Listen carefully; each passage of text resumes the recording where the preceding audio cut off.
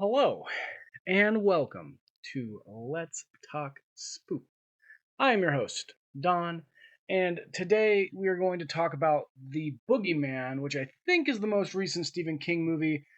Came out last year in summertime, and I finally got around to seeing it because it was on Hulu. So, as per usual, on Let's Talk Spook, we break things down into six separate categories. Those six separate categories are story, acting, music, atmosphere, look, and finally creep. So, before we get into that, I would like to invite you to like, comment, and subscribe. Help us reach that 5,000 subscribers mark. It would be wonderful. And without further ado, let's go ahead and jump into The Boogeyman. So, story.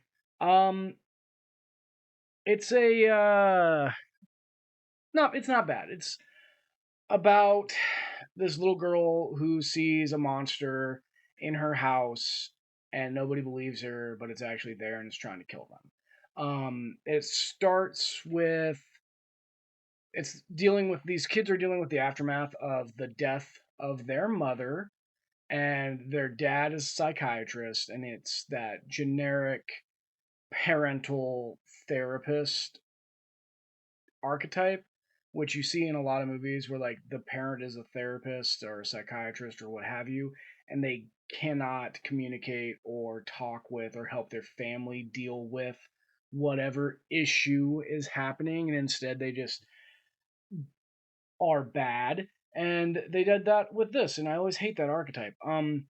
But this therapist is therapizing, and a guy comes in and he starts talking to him and telling him that everybody thinks he killed his family, but he didn't.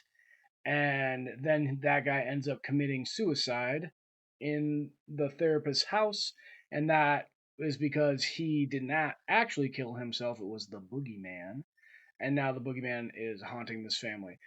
So it's not a horrible plot. It's a pretty good plot. It's not very original, but I enjoyed it enough, so I gave it a 3 out of 5 for story. I did really appreciate the main character Sadie, who's the big sister of the little girl who sees the boogeyman.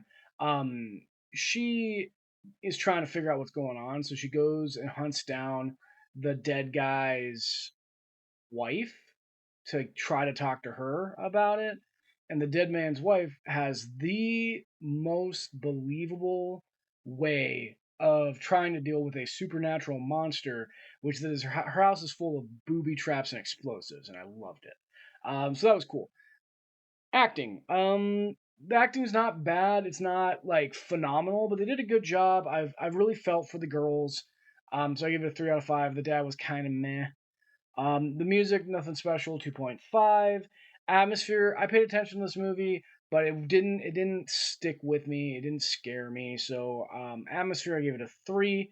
Look, um, I gave it a 3. The boogeyman's creepy. He's really the only thing you get is the boogeyman. He's just kind of like this long-legged half man, half spider, I guess. Like it's a man shaped, but he moves around like a spider, and spiders are creepy. Um, so I give it a 3. Creepiness factor, I give it a 2. There's some good jump scares. There's some good moments in this movie where it gets you, but it's not very scary. It didn't stick with me. It didn't keep me up at night.